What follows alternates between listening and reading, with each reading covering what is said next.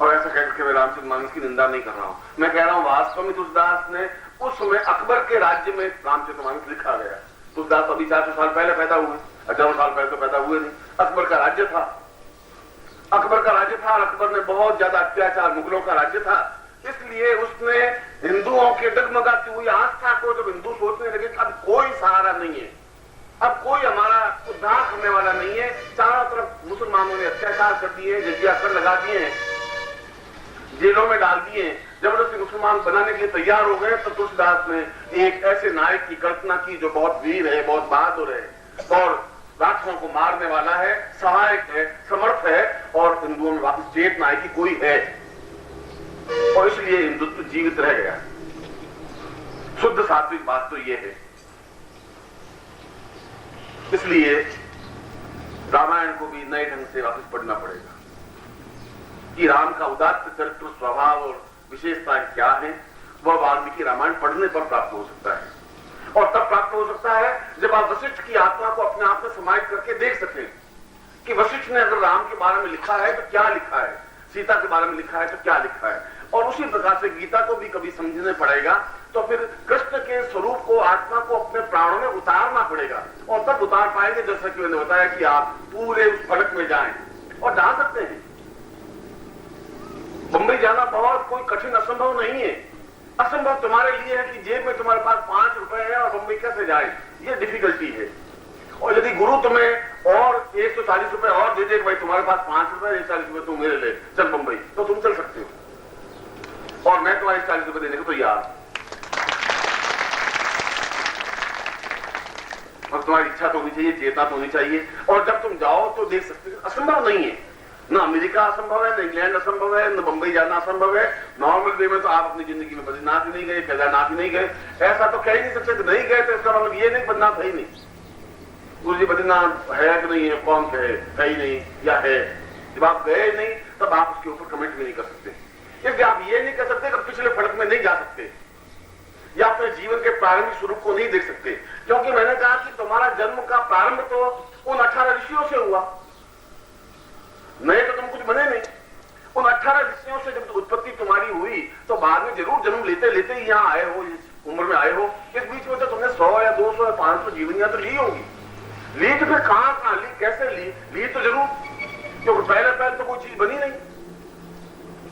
तो वे स्वरूप को, हमारे जीवन के आत्म स्वरूप को देखना भी जरूरी है, और वह देखना ही जीवन का एक आनंद है। इसलिए मैंने कहा कि तुम बैठ जाओ नीचे, डोंट डिस्टर्ब, चलो।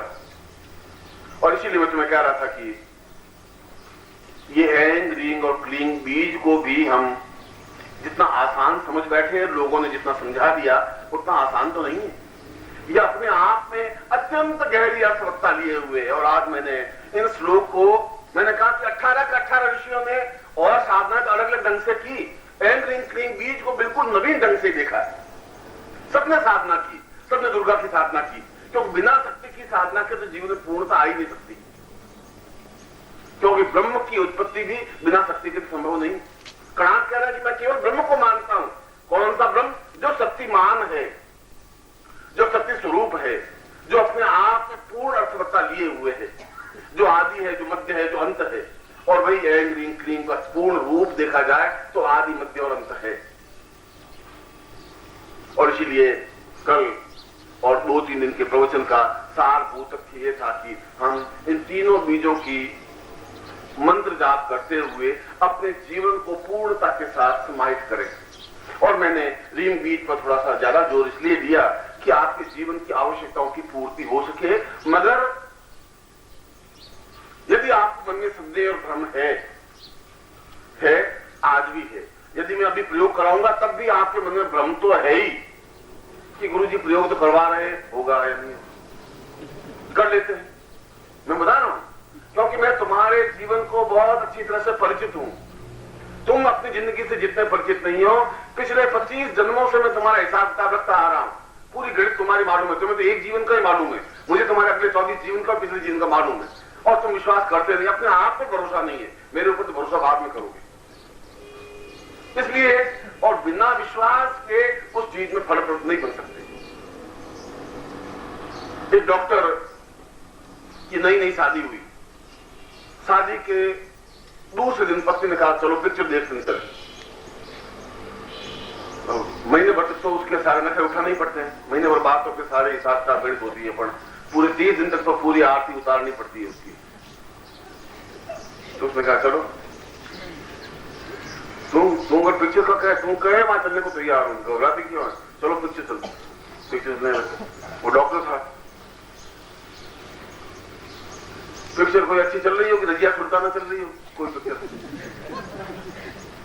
मैं तो कभी पिक्चर हाउस में गया नहीं और न कभी देखा। तो वो बैठा, पति पत्नी दोनों पास में बैठे, पिक्चर देखते देखते देखते पत्नी को सिर दर्द होने लगा। तो उसने कहा चलो घर चलते हैं, सिर दर्द हो रहा है। पति को आनंद आ रहा था क्योंकि उसमें नृत्य वगैरह बहुत अच्छे हो रहे थे। तो उसने कहा कि 2 मिनट देख लेते हैं, पैसे खर्च किए हैं, पूरा बालकनी का टिकट खरीदा है, अब तो दिमाग तेरा खराब है, पहले तो पिक्चर चलो सुबह से जिद लगाई हुई थी। अब आए टिकटॉक बंद करके वापस घर चले। उनका सिर दर्द बहुत तेज हो रहा है,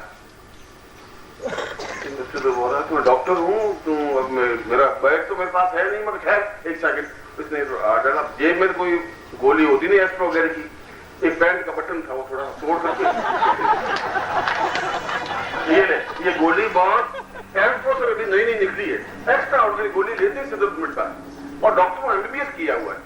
उसने गोली मुंह में चूसना, निकलना मत, और चूसती रही, 2-4 मिनट में सिर ठीक हो गए। पूरी पिक्चर देख ली, पिक्चर देखने के बाद बाहर कैसा सिर तो बिल्कुल गोली कमाल है, ये अभी लेटेस्ट निकली है, गोली लेटेस्ट निकली है, मगर ये गोली मुझे वापस दे दी। उसने गोली वापस दे दी। उसने कहा देखिए बटन है, गोली वोली में पैंट का बटन था, मैं देख रहा था पिक्चर, और कौन सारे सिर दर्द करने लगी। वो सिर दर्द मिटा विश्वास से, गोली में तो कुछ था ही नहीं, सिर दर्द मिटाने की तो नहीं था, पति पर विश्वास था, पति एमबीबीएस डॉक्टर है जो गलत मुझे नहीं देगा, बस ये विश्वास था और सिर दर्द उतर गया। अब तुम विश्वास करो ही नहीं मेरे ऊपर, अब मैं चाहे मैं पैंट के बटन की गोली दूं या कुछ भी दूं, विश्वास मेरे ऊपर तुम्हें करो, मैं तुम्हें कोई मंत्र भी दूं, तुम गुरु जी ठीक है हम मंत्र जपेंगे नहीं जपेंगे, उसका तो मैं क्या करूं। इसलिए इस पूरे जीवन की यात्रा में आधार होना चाहिए, विश्वास होना चाहिए। और कणाद यही कह रहा है, कणाद ये कह रहा है तुम ऐन साधना कर ही नहीं सकते, तुम ह्रीम साधना नहीं कर सकते, तुम क्लीन साधना नहीं कर सकते, क्योंकि ऐन साधना में पूर्ण मातृत्व रूप तुम्हारा बनना चाहिए, ह्रीम साधना में तुम्हारा पूर्ण पालन रूप बनना चाहिए, जैसे तुम सृष्टि के नियामक हो, और क्लीन रूप पूर्ण क्रोधमय रूप में तुम्हें साधना करनी चाहिए। और इसीलिए उस कणाद ने जिस श्लोक में उद्धृत करा था उसने कहा कि गुरु का पूर्ण, गुरु को जब कहा है कि गुरु ब्रह्मान गुरु विष्णु गुरु देवो महेश्वर गुरु साक्षात पर ब्रह्म, कणाद कह रहा है, ये श्लोक तो कणाद से भी पहले बना हुआ है, आजकल तो बना हुआ नहीं, वो गुरु कह रहा, कणाद कह रहा है कि जब गुरु साक्षात पर ब्रह्म तो फिर मैं और कौन से ब्रह्म की खोज करने जाऊं और क्यों जाऊं, या तो शास्त्र गलत है जो मेरे पूर्वजों लिखे हैं, और ब्रह्मा के मुख से ये उच्चरित शब्द है, और मेरे पिता में गलत हो नहीं सकते, और वो कह रहे हैं कि ब्रह्म ही एक है, गुरु साक्षात पर ब्रह्म है, तो फिर मैं और कौन सा ब्रह्म कहां ढूंढूं जब गुरु मेरे सामने है। और यदि उसकी साधना से ये ऐन रूप और क्लीन रूप और वीम रूप पूरी साधना संपन्न हो सकती है, तो फिर मैं तीसरी साधना और चौथी साधना के लिए किन देवताओं के पास दूं, क्योंकि मैंने ब्रह्म को देखा नहीं, मैंने ब्रह्म का स्वरूप का चिंतन भी नहीं किया, मुझे गुरु भी नहीं समझा सकता, मेरे व्यक्ति भी नहीं समझा सकते, कि क्योंकि शास्त्र में तो लिखा है कि ब्रह्म का कोई स्वरूप है ही नहीं, वो अजन्मा है, निर्विकार है, निश्चिंत है, हवा की तरह बिल्कुल विलीन है, आकाश की तरह शून्यवत है, उसको देखा नहीं जा सकता, परखा नहीं जा सकता, समझा नहीं जा सकता। इसका मतलब उसको कोई देखा नहीं, जब देखा नहीं तो फिर हम प्राणों में किसको उतारे। कणाद के सामने भी वही समस्या थी, और उसने अपने गुरु को, और आपको मालूम होना चाहिए कि कणाद स्त्री के गर्भ से जन्म नहीं लिया था, अपने गुरु की नाभि से जन्म लिया था, और ब्रह्मा ने भी किसी स्त्री के गर्भ से जन्म नहीं लिया था, वह भी विष्णु की नाभि से पैदा हुए। ऐन रूप की साधना से पुरुष स्वयं पुरुष की उत्पत्ति कर सकता है, पुरुष अपने खुद के माध्यम से पुरुष की उत्पत्ति संभव है, ऐन बीज की साधना के माध्यम से, यदि वह मातृत्व स्वरूप को धारण कर सके, क्योंकि शरीर की बनावट यदि मां के गर्भ को देखें, आपने कभी मां के गर्भ को, स्त्री के गर्भ को खोल के नहीं देखा, देखा भी। और मां का गर्भ जब बच्चा मां के पेट में होता है तो एक झिल्ली होती है, झिल्ली के अंदर बिल्कुल पानी भरा होता है, उस पानी के अंदर बच्चा होता है और उसको उतना ही सुख मिलता है बच्चे को जैसा तुमको ड्राइंग रूम में बैठने पर सुख मिलता है। ठीक ड्राइंग रूम की तरह होता है, एयर कंडीशन लगा हुआ, कोई तकलीफ नहीं, कोई परेशानी नहीं, बिल्कुल सुख सुविधा के युक्त भगवान ने इसको बनाया हुआ है। बहुत विचित्र रचना है मां के गर्भ की। और ठीक वैसी रचना पुरुष के पेट की भी है, ठीक डिटो, एक ही तरह की। और पुरुष के पेट से भी पुत्र की उत्पत्ति संभव है। और विष्णु ने तो अपने नाभि से ब्रह्मा को उत्पत्ति किया, ये तो हमारा शास्त्र कह रहा है, या तो शास्त्र गलत है। और गणाज उत्पत्ति भी अपने गुरु की नाभि के माध्यम से उत्पत्ति हुई। और ऐसे कई महाभारत युद्ध में और महाभारत काल में ऐसी कई स्त्रियां हुई जो पति का सहवास का कर्ण पैदा हुआ सूर्य के माध्यम से। उस समय उस एंग बीज की साधना के माध्यम से, सूर्य के तेजस्विता के माध्यम से पुरुष की सृष्टि स्त्री भी कर सकती थी, पुरुष भी कर सकता था, आज भी कर सकता है। ये बात अलग है कि वह अपने आप में अत्यंत पेचीदा है। और इसीलिए कहा कि गुरु के चरण ही अपने आप में एंग बीज है, कणाद कह रहा है। गुरु के चरणों की पूर्ण साधना, क्योंकि एंग बीज में पूर्ण मातृत्व होना चाहिए। मातृत्व का मतलब झुकने की क्रिया होनी चाहिए, विनम्र होने की क्रिया होनी चाहिए, समर्पण होने की क्रिया होनी चाहिए। और समर्पण में झुकना पड़ता है नीचे। और मैंने कहा जब बहुत ज्यादा झुक जाते हैं तो जो चरण दिखाई देते हैं वे चरण मंदिर हैं, वे चरण मस्जिद हैं, वे चरण गिरजाघर हैं, यदि आप उनको श्रद्धायुक्त देख सकें। और उसी प्रकार से गुरु का मध्य भाग पूर्णतः रीम बीज है और गुरु का ऊपरी भाग, गर्दन के ऊपरी भाग पूर्णतः क्लीम बीज है, क्रोधमय है, तीव्र नेत्र से युक्त है। क्योंकि वह दो नेत्रों से तो देखता ही नहीं शिष्य को, दो नेत्रों से आप देखते हैं। आप देखते हैं तब कभी कभी आप अधिकतर गलत फहमी में पड़ जाते हैं कि ये व्यक्ति गुरु है या नानक सीमाली है। और ये आज कुछ परेशान दिखाई दे रहे हैं गुरुजी, कुछ कल भी राधा चिल्ला रही थी, वो पीले पड़ गए हैं, बहुत पीले पड़ गए हैं, तुम नहीं समझते हो, वो मर जाएंगे, तुम क्या कर रहे हो। उसमें कोई बनावटीपन नहीं था, कोई नकलीपन नहीं था, क्योंकि चेहरा अपने आप बोल देता है वो क्या कह रही है, क्यों कह रही है। उसके पीछे कोई उसको तनख्वाह नहीं मिलेगी, तुम्हें ऐसा जाकर बोलना है। पर रह नहीं पाई, 2-3 दिन तक अपने आप को जज नहीं कर पाई, अपने मन के भावों को ज्यों का त्यों आंसुओं की भाषा में तुम्हारे चेहरों पर लिख दिया।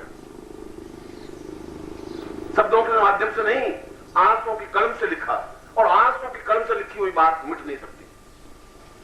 और इसीलिए जब अटैचमेंट बनता है तब आंसुओं की भाषा से ही बात कही जाती है, लिखी जाती है और समझी जाती है, शब्दों के माध्यम से नहीं। और इसीलिए जब प्रेमी मिलता है तो एकदम से आंसू खुशी में भी छलछलाते हैं, और अगर वो जाता है तब भी आंसू छलछलाते हैं, क्योंकि भाषा तो आंसुओं की ही होती है, शब्दों की तो भाषा होती नहीं। शब्द के माध्यम से हम अपनी भावना व्यक्त कर ही नहीं सकते। कोई आया खुश हुए, इसको तो चेहरे के माध्यम से व्यक्त नहीं कर सकते। नकली चेहरे से मुस्कुराहट भी बताई जा सकती है, पर नकली आंसू नहीं लाए जा सकते। आंसू तो वियोग में बिल्कुल एक एक अक्षर साफ साफ बोल सकता है। और इसीलिए वह पूर्ण क्रोधमय भी है। भगवान शिव स्वयं एक 108